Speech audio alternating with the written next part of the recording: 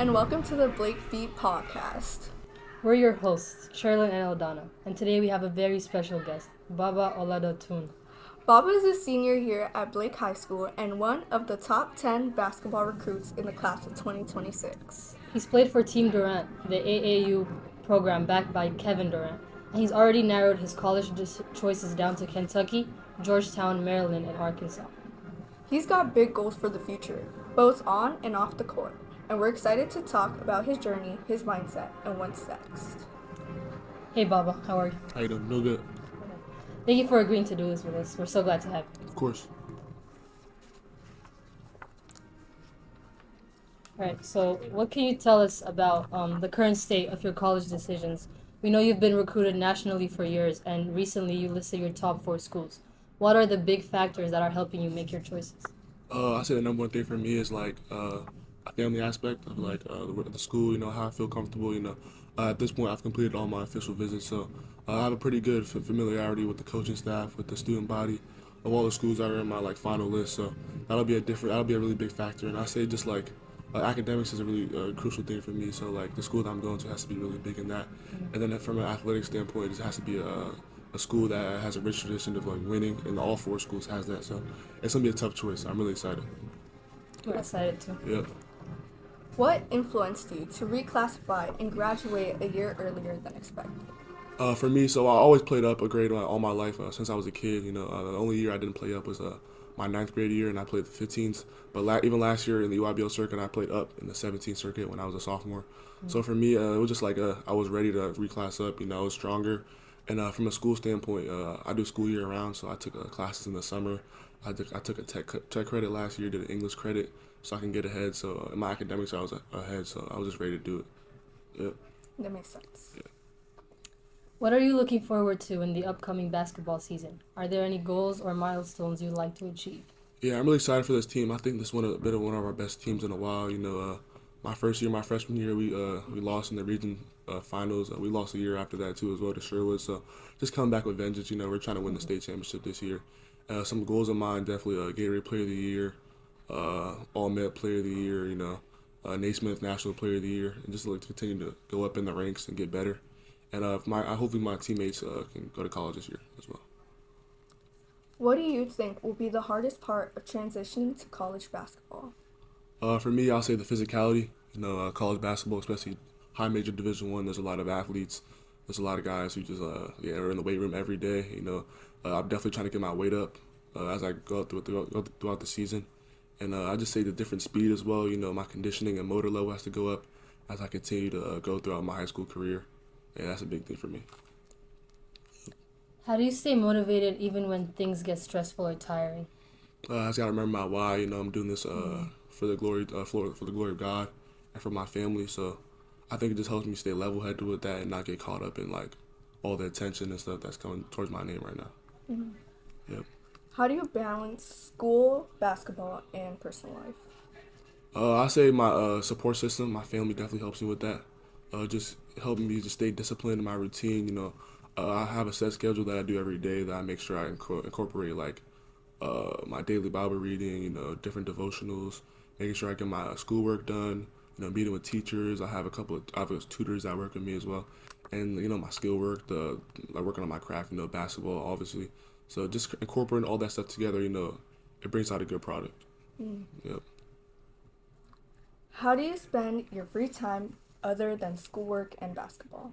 Yeah, I spend a lot of time with my family, outside the church. We do a lot of family bonding stuff. We watch a lot of movies with my family. We do stuff like outside the house, like we go to the mall, walk around. I'm a really simple person. I feel like I like spending quality time with my family, so it's important for me. That's nice. Yeah. What's something you've learned about businesses or branding from your NIL experience?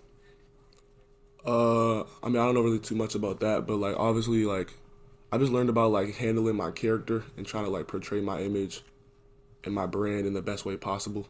I learned about like, make my own posts on Instagram, not trying to collab with like all the brands and like just like staying level headed and like all that stuff is like really good. But like I always say, the real work is in the gym and just staying true to the grind and like keeping the main thing what's important for me right now.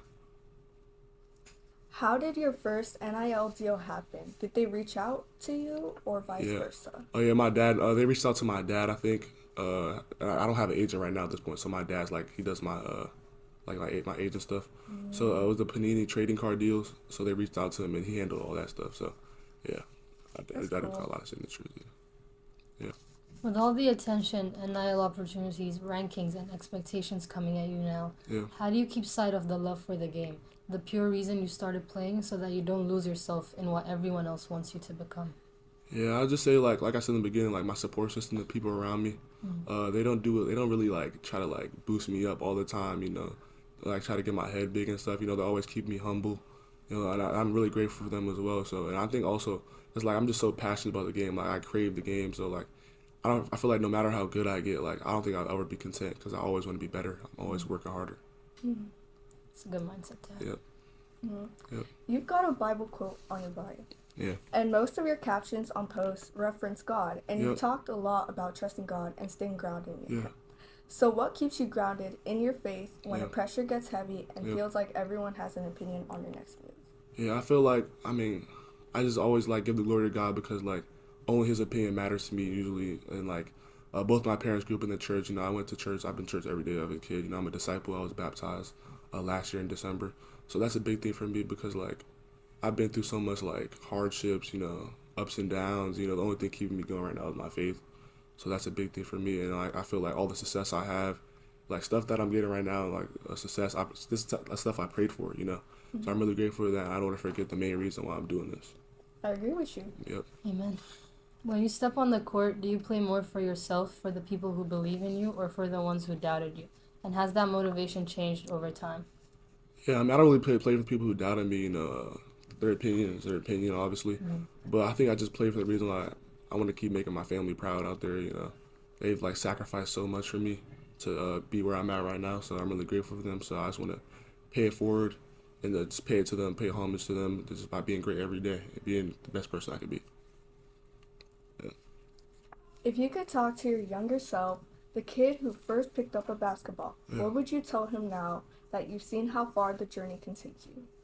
Yeah, I would just, it sounds pretty cliche, but I always tell them anything is possible. When I was a kid, I never really knew, like, how far I'd make it, like, in the basketball world. Even now, it's like, I really don't know what's going to happen in my future. So, just, like, anything is possible. Hard work brings everywhere. When I was a kid, like, I was really good at basketball, but, like, I wasn't really confident sometimes in my game. But I didn't know how far I was going to go, so I always tell them anything is possible, for sure. Yeah. You're known as an athlete now, but when you step back from the game, who are you beyond basketball? What part of you do people not see because they Yeah. only know you for hoops? Yeah, I would say the number one thing is being like a man of God, like I brought up earlier, and then I just say like a family man. I really love my family. I talked about earlier. I just say like a great person. Great person off the court. All that stuff matters more than basketball. It's bigger than basketball for me. So just being nice to people and just making people's day better and just impacting people outside of basketball. Yep. If you weren't playing basketball, what sports would you play? Oh, that's a good question. When I was younger, I played soccer. That was actually like my first. I played soccer more than I played basketball when I was like younger, like 5 years old. So it really helped my footwork. So I would definitely play soccer. I love it. Yeah. When you're not hooping or training, what do you actually like to do for fun? I do a lot of writing actually. I do a lot of creative writing. I'm really good at English, so just a lot of writing stories, research papers. I write about different like figures, biographies about different people. So I really love writing. It's like my passion. How does the perfect day look like for you? Yeah, let me see. I wake up, school. I end school around like 12:50.